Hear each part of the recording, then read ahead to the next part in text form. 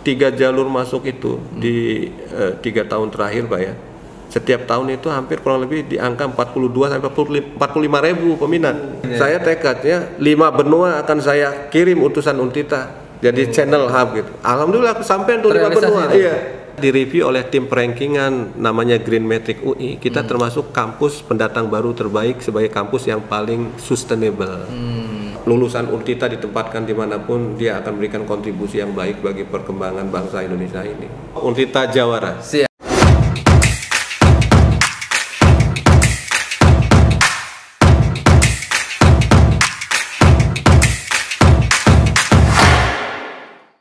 Assalamualaikum warahmatullahi wabarakatuh. Selamat berjumpa kembali Sobat Podcast Radar Banten di tayangan kesayangan kita tentunya di Podcast Radar Banten. Kali ini kita ngobrolin seputar dunia akademik. Bersama saya sudah hadir Rektor Universitas Sultan Ageng Tirtayasa, Bapak Profesor Dr. Haji Fatah Sulaiman. Mau ngobrolin apa kita kali ini? Kita tunggu saja nanti, tapi saya mau nyapa dulu ke Rektor Untita Prof. Fatah Sulaiman. Assalamualaikum Prof. Waalaikumsalam, salam sehat semuanya. Alhamdulillah. Gimana kabar Prof? Alhamdulillah sehat. Prof, sebelum kita mulai ada baiknya sapa dulu Sobat Podcast Radar Banten, Prof. Ada tagline-nya apa? Ada? Kita nggak ada tagline, kita sebutannya Sobat Podcast Radar Banten. Assalamualaikum Sobat Podcast Radar Banten. Salam sehat semuanya. Mantap, keren. Prof, kita mau ngobrolin seputar Merdeka Belajar dan Kampus Merdeka. Nah, konsep ini kan terbilang suatu kurikulum pendidikan yang baru, Prof ya, di mana menekankan kepada pendidikan karakter, kemudian kompetensi terhadap mahasiswa di kampus. Nah, Untirta sendiri, Prof, sejak kapan sudah mulai ya melakukan Merdeka Belajar dan Kampus Merdeka ini, Prof? Ya, Untita sebagai kepanjangan tangan dari Kementerian Dikbudristek RI ya, dulu Kemendikbud, tentu akan mengikuti acuan berdasarkan regulasi yang dicanangkan oleh pemerintah melalui Kemendikbudristek.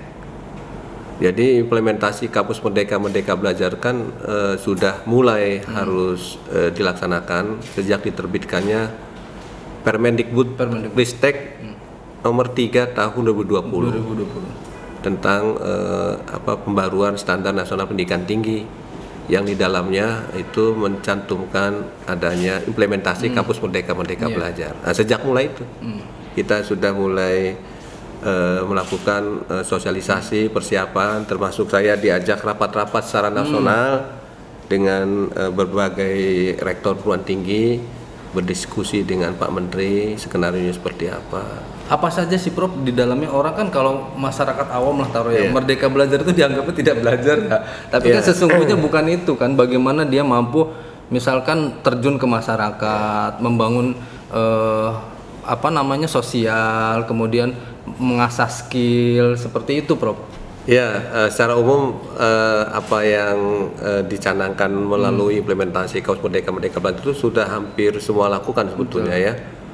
Jadi akses bagi mahasiswa untuk secara merdeka untuk melakukan pilihan-pilihan untuk peningkatan kompetensinya, ini ditegaskan dengan regulasi. Jadi mahasiswa itu tidak hanya terpaku pada belajar di ruang kelas sebetulnya untuk mengembangkan potensi dirinya itu. Makanya diberi ruang 1 semester mahasiswa satu prodi tertentu bisa mengakses kompetensi yang ada di prodi lain dalam satu universitas. Itu 20 SKS, 1 semester maksimum. Atau mahasiswa juga diberi ruang untuk mengakses perguruan tinggi lain di luar perguruan tingginya, 2 semester.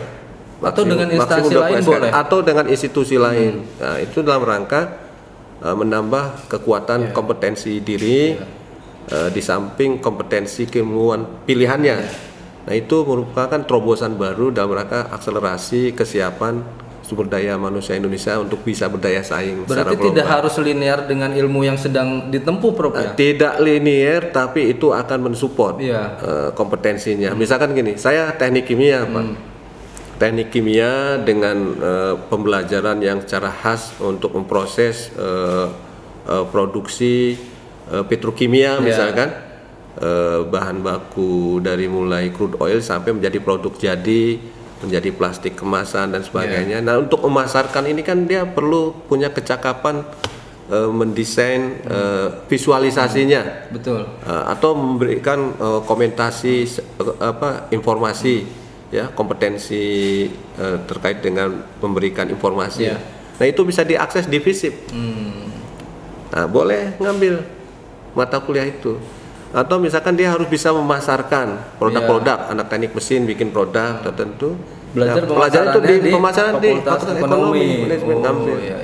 Ya dulu nggak pernah dibuka akses itu. Nah, sekarang dibuka. Nah, sudah sejauh mana implementasinya di Untirta, Prof? Ya, kita sejak merespon Permendikbud itu, kita sudah lakukan rapat-rapat di para unsur pimpinan yang memiliki tupoksi terkait dengan akademik, ya, di bawah koordinasi secara teknis kan. Kalau kebijakan di kami sebagai rektor, tapi secara teknis nanti saya tugaskan Pak WR1 bidang akademik melakukan review kurikulum, Pak. Review kurikulum, kemudian menyepakati pilihan-pilihan yang bisa diakses oleh lintas prodi di satu universitas. Kemudian menyiapkan skema yang bisa diakses terkait dengan Merdeka Belajar yang akan diakses oleh mahasiswa kami. Kemudian konversinya, ya, itu butuh waktu kurang lebih setahun dan menyamakan persepsi sampai ke unit terkecil level prodi. Nah, ya, sekarang sudah alhamdulillah sudah disepakati ada namanya kurikulum Kampus Merdeka. Kurikulum Kampus Merdeka. Jadi semacam buku panduan, Prof. Ya, pedoman panduan, termasuk di situ ada detail konversinya seperti apa. Misalkan gini, si mahasiswa ternyata memilih skema implementasi Kampus Merdeka lewat kegiatan magang. Magang 6 bulan, 20 SKS dia dapat hak. Dia prodinya prodi ilmu komunikasi, pasti kan punya kompetensi target minimum yang harus dipenuhi. Nah, 20 SKS yang dia magang itu apa saja? Oh, dia magangnya terkait dengan entrepreneurship. Oh, berarti ada kewirausahaan. Oh, dia melakukan pemahaman wawasan kebangsaan kepada masyarakat. Oh, dia masuk mata kuliah terkait dengan kewarganegaraan. Oh, dia ada melakukan pendidikan pelatihan entrepreneurship, melakukan pemasaran, strategi pemasaran. Oh, dia yang penting berarti 20 SKS ini tercapai. Nah, itu disepakati di kurikulum SK-kan rektor. Nah, udah jadi kurikulum. Berarti mahasiswa sekarang lebih bisa mengembangkan seharusnya, Prof, ya, lebih bisa mengembangkan skill dan kompetensi mereka, ya, sehingga tidak ada lagi mungkin kesulitan ketika lulus akan saya mau kerja di mana sih, kan kebanyakan sekarang itu. Makanya apalagi industri kan sudah ada link and match dengan dunia pendidikan, dengan kampus, begitu, Prof. Jadi kami salah satu agenda program implementasi Kampus Merdeka Belajar ini secara agresif, proaktif mereview MOU, PKS yang selama ini menjadi macan kertas, dokumen, itu kita proaktif datang ke industri. Saya menyampaikan ini ada mandat dari pemerintah pusat, implementasi Kampus Merdeka Belajar, skenario tadi ada proses magang, intensif, kolaborasi riset dan sebagainya. Akhirnya alhamdulillah industri kita respon. Karena juga ini menarik nih, Prof. Kan sekitar 1000 industri di Banten ada, ya, mulai dari manufaktur, dari hulu sampai hilir ada, petrokimia kita punya. Nah, Untirta sudah melakukan itu, maksudnya sudah bekerja sama dengan beberapa, berkomunikasi dengan industri khususnya yang ada di sekitar wilayah kampus, termasuk juga mengaktifkan secara lebih fungsional MOU dan PKS, sehingga proses kegiatan yang diskemakan dalam Kampus Merdeka sudah bisa dilaksanakan dengan dukungan industri. Sudah kami beberapa mahasiswa kita dalam jumlah yang besar diterima magang di industri A, industri B, industri C, termasuk juga instansi lain seperti BPN. Ya, saya kira dengan Radar Banten yang siap, Prof, MOU-nya sudah ada, bisa diaktifkan juga. Itu Humas juga sudah membawa tim kami, termasuk juga secara proaktif mengkontak institusi seperti kegiatan Metro TV, CNN dan sebagainya, media nasional. Ya. Betul. Nggak apa-apa dengan kita ya, juga dengan Radar Banten ya. Kita punya program vokasi terhadap mahasiswa. Bagi mereka yang memang sudah waktunya kampus belajar merdeka itu ya bisa kita saling kita bersinergi seperti itu. Dan itu di review evaluasi oleh Kemendikbudristek secara otomatis. Mereka ngirimkan intelijennya. Kemudian kita semacam tim pengawas, Prof. Tim pengawas. Itu mereka bekerjanya tidak sepengetahuan kampus.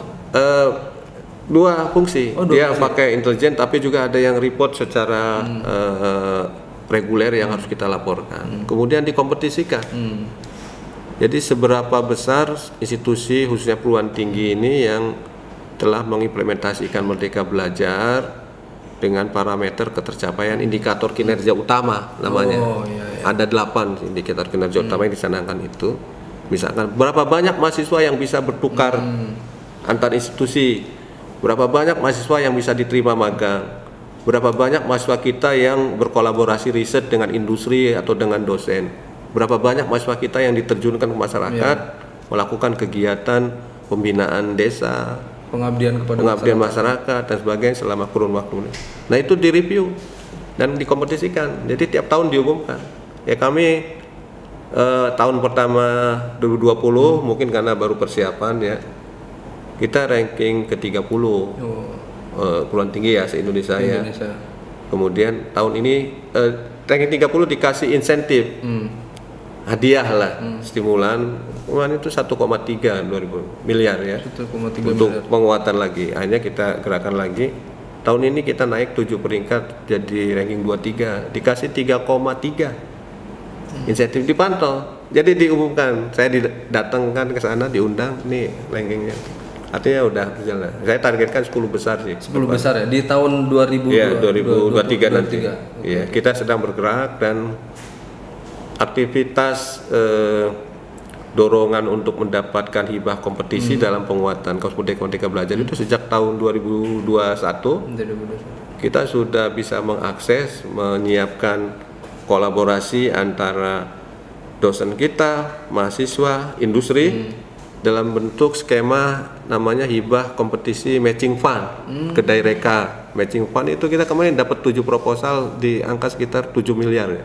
Sudah dengan berapa industri? Dengan banyak industri yang terlibat dan bagus-bagus. Misalkan kita dengan Chandra Asri, dengan Krakatau Steel, POSCO, dengan perusahaan penyedia solar cell. Goalsnya nanti apa program itu? Goalsnya adalah indikator kinerja utama Kampus Merdeka itu terjadi dan dapat outcome dari kegiatan itu yang berdampak pemanfaatannya oleh masyarakat. Bagi mahasiswanya sendiri, Prof, maksudnya bagi mahasiswa nanti dia ketika bagus nih kan. Jadi mulai dari setting awal kegiatan program, mahasiswa dilibatkan langsung turun ke industri. Itu dia memberikan indikator pengalaman di industri. Dia melakukan problem solving. Kemudian dia berdiskusi dengan industri, melakukan skenario riset bersama. Itu Kampus Merdeka. Kemudian dibimbing oleh dosen. Dosen memberikan pengayaan kepada industri terkait dengan misalkan basic teoretik, perkembangan filosofi teoretik dengan industri. Itu indikator kinerja utama. Dosen kita dimanfaatkan oleh industri dalam upaya. Terus industri sharing pengalaman problem solving di lapangan kepada mahasiswa dan kepada dosen. Itu indikator kinerja utama. Sehingga terpecahkan ya apa problem solvingnya. Kita misalkan memecahkan problem gugatan masyarakat terhadap limbah plastik produk Chandra Asri. Hasil kolaborasi matching fund didanai oleh kementerian.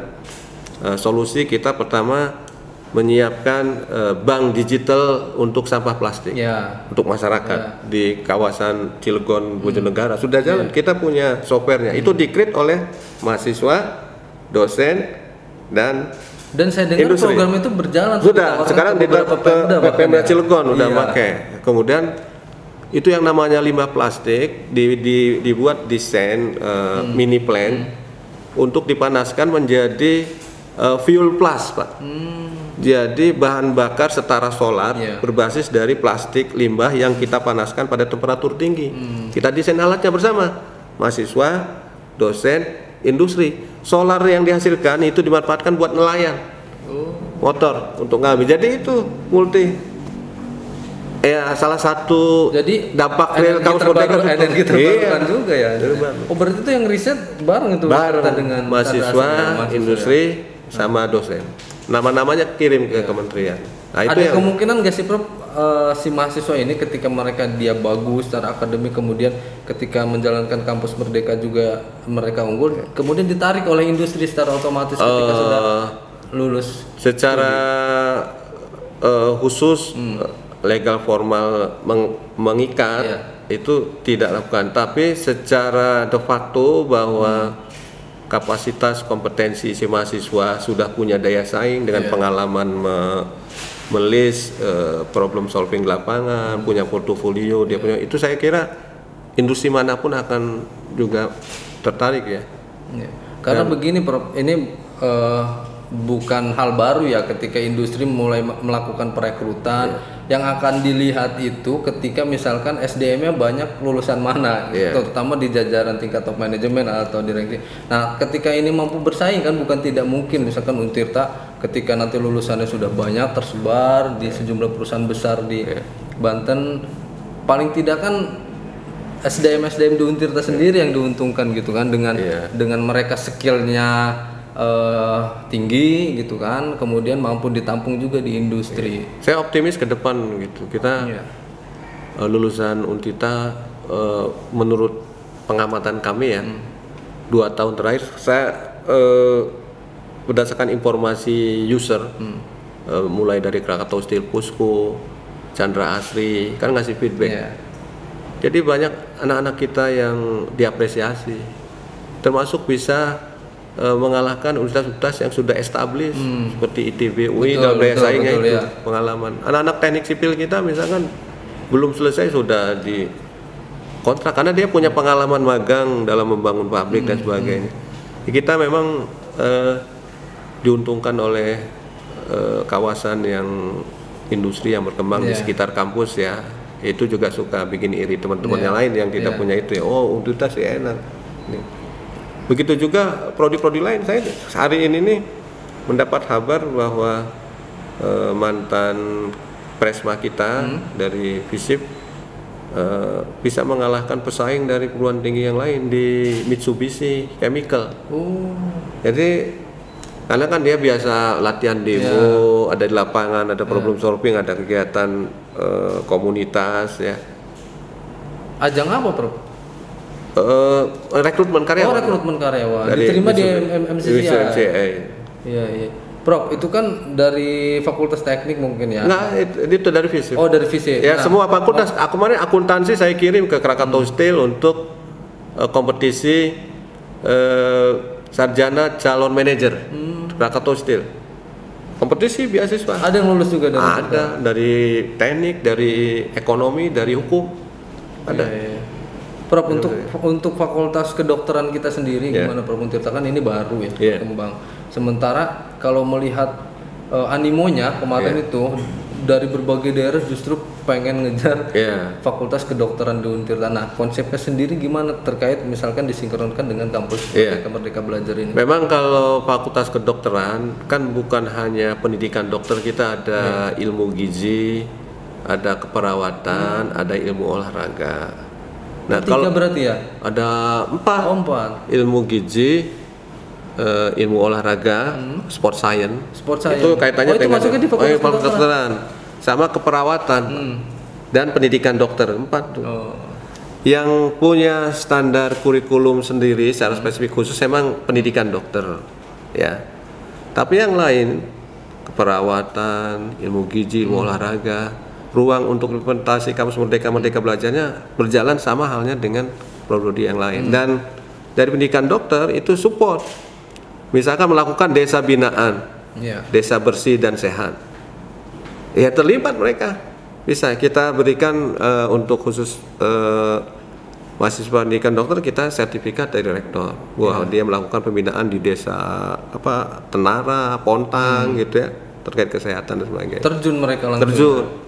Termasuk kegiatan sosialisasi prokes, COVID dan sebagainya, vaksinasi kita dilibatkan secara nasional. fakultas kedokteran kita. Jadi vaksin serentak ditempatkan di kita, dilibatkan teman-teman kita untuk kegiatan sosialisasi kepada masyarakat. Ketika itu kan tenaga medis cukup dibutuhkan ya, tenaga medis ya. Ya saya pas kena isoman juga dipantau oleh mahasiswa kedokteran dan dosen fakultas kedokteran. Ini pantauan saturasi segala macamnya. Prof, Untirta kan kian maju dan berkembang ya di bawah kepemimpinan Prof. Fathah Sulaiman. Apa sih harapan yang masih belum tercapai ya ketika kita di luar konsep metode kampus Merdeka ini? Apa sebenarnya yang ingin dicapai secara keseluruhan membawa Untirta ini secara nasional? Karena kan sering digaungkan tuh sejak Prof terpilih bagaimana masuk dalam jajaran kampus secara nasional. Jadi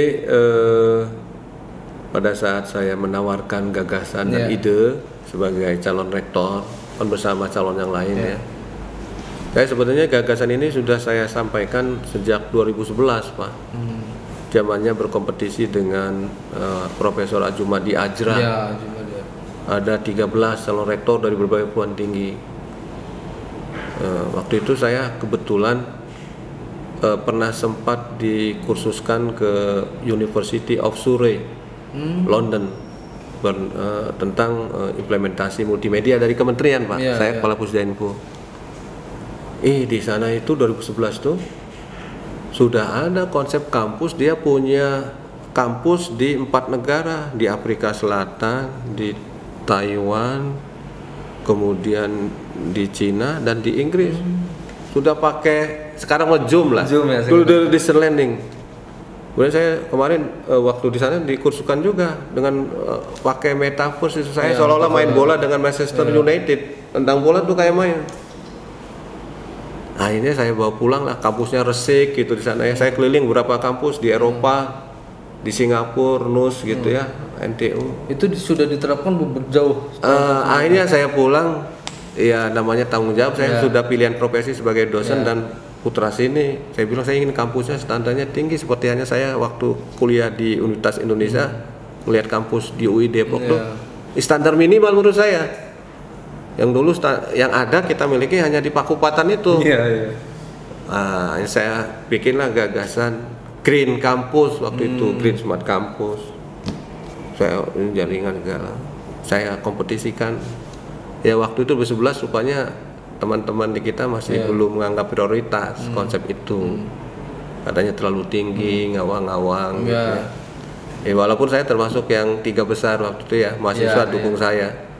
Tapi ya karena konsepnya belum, jadi yang terpilih Prof Soleh. Betul. Ya, ngalahin Ajumadi Ajra ya. Terus saya diminta bantu menjadi wakil rektor bidang 4 bidang kerjasama. Tambah saja saya kelihatan selama WR4 itu saya keliling, Pak. Saya kerjasama. Iya, saya tekadnya 5 benua akan saya kirim utusan Untirta jadi channel hub gitu. Alhamdulillah aku sampai tuh 5 benua. Iya. Jadi saya keliling juga, lihat kampus-kampus yang maju, Jepang di mana. Jadi standarnya makin tinggi aja yang membawa Untirta. Saya bilang ada kesempatan setelah periode 2 selesai Prof Soleh. Waktu WR4 sebetulnya saya diminta bantu oleh Prof Soleh itu untuk melakukan pembenahan lahan kita yang di Sindang Sari dan penyiapan proposal pengembangan kampus baru. Jadi pengembangan proposal kampus baru itu karena saya diminta jadi ketua, konsepnya saya arahkan Green Smart Campus. Buat dari keliling 5 benua itu. Keliling waktu saya keliling, diverifikasi oleh itu. Waktu itu saya berikan kekuatannya apa, keunggulannya ketahanan pangan dan energi. Verifikasi oleh si lender Bappenas, kalau dua-duanya di ini butuh dana besar, sudah ketahanan pangan sudah apa yang penting. Jadi itulah konsep yang sekarang saya tawarkan itu, lebih saya detailkan lagi, integrated, smart dan green campus saya tawarkan untuk direktur setelah.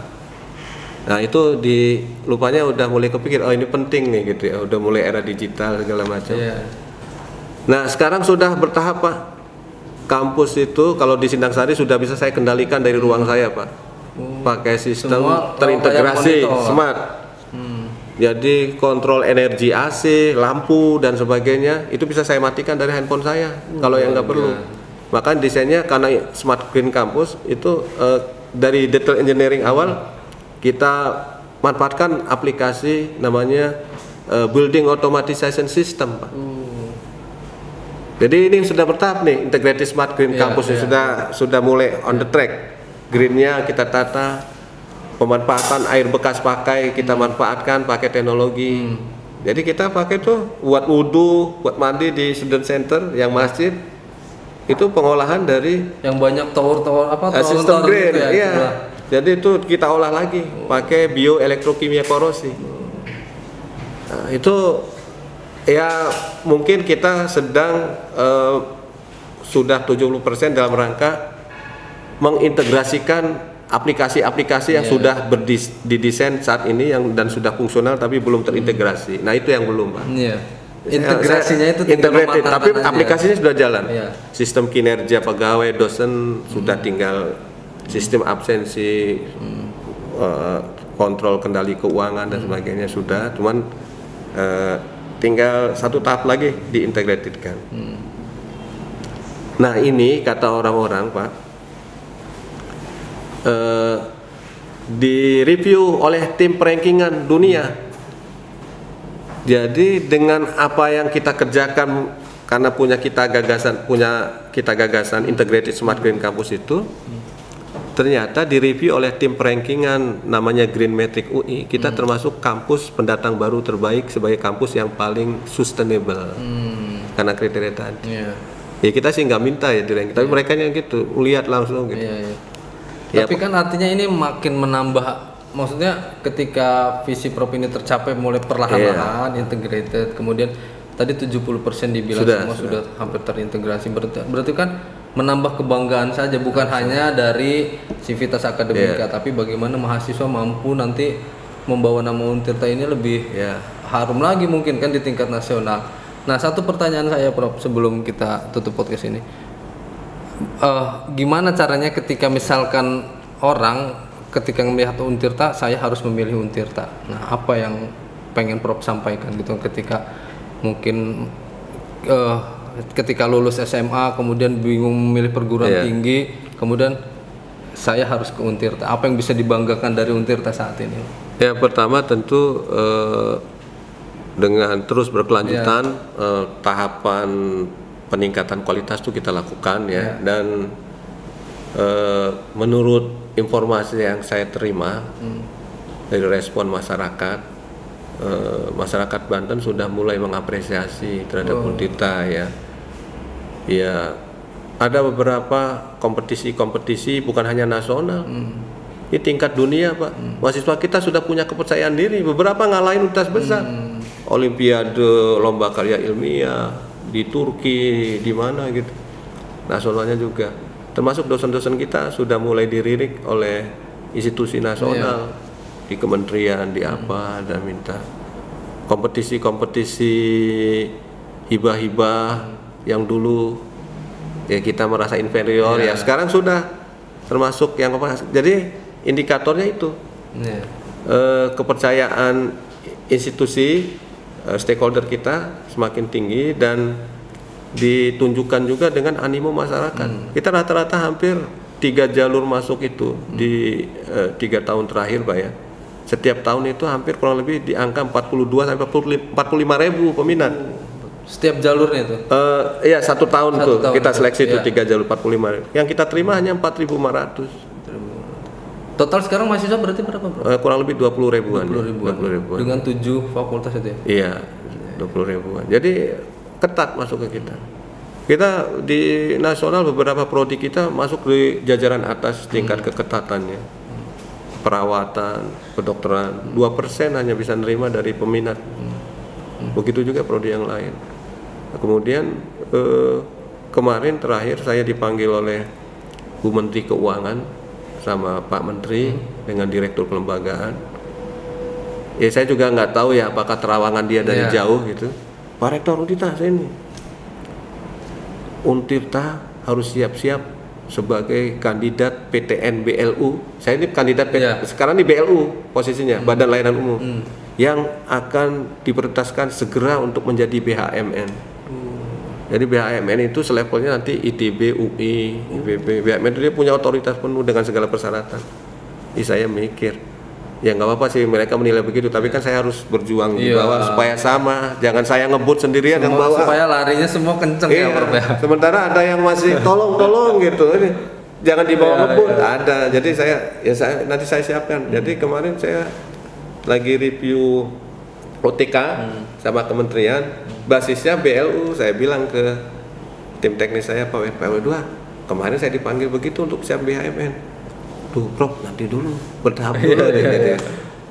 Artinya apresiasi orang berarti tidak hanya keluar tapi di internal juga itu menurut hal yang penting perlu. Artinya secara bertahap karena walau bagaimanapun gerbong ini dihuni oleh beragam beragam perspektif pemikiran yang ada di Untita yang ya harus secara bertahap supaya semuanya sama. Ini ritme, endurance-nya. Nah, sekarang belum. Nah, itu tugas saya. Belum sama maksudnya. Ada yang sudah mau lari, ada yang nanti dulu, ada yang masih belajar gitu. Tapi kan Prof punya yang membantu banyak Prof. Saya sih optimis.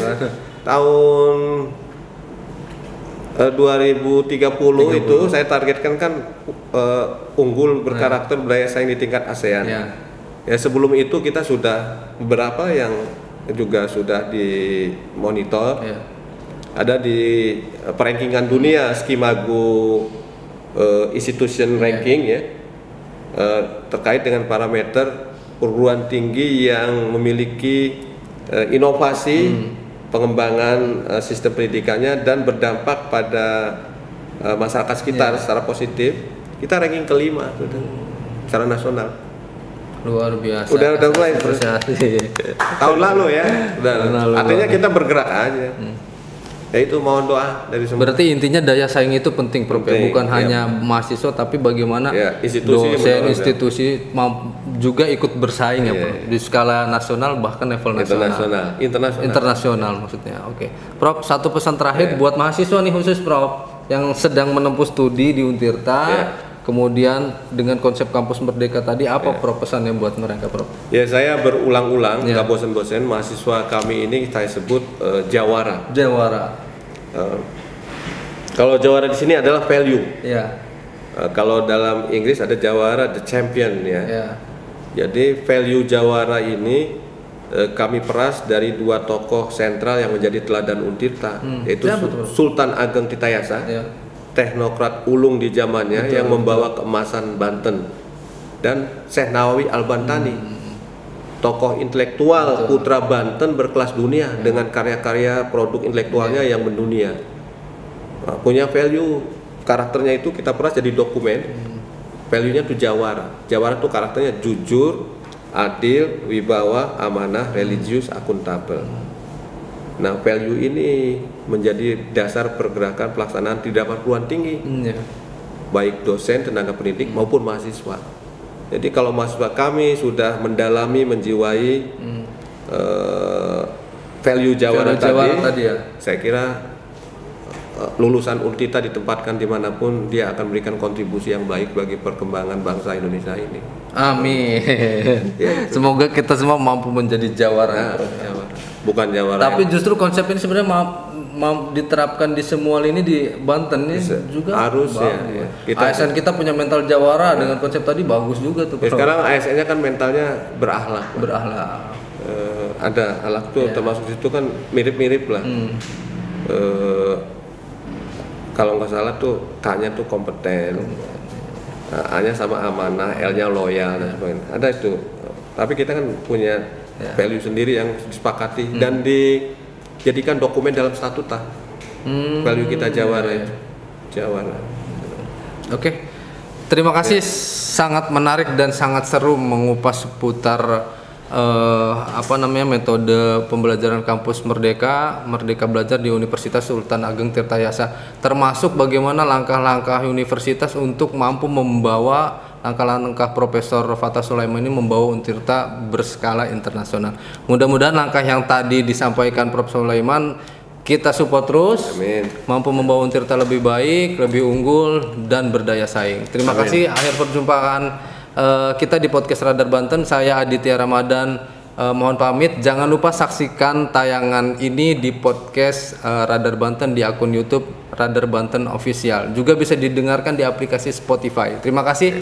Saya undur diri. Assalamualaikum warahmatullahi wabarakatuh. Waalaikumsalam warahmatullahi wabarakatuh. Terima kasih. Assalamualaikum. Untirta Jawara. Siap.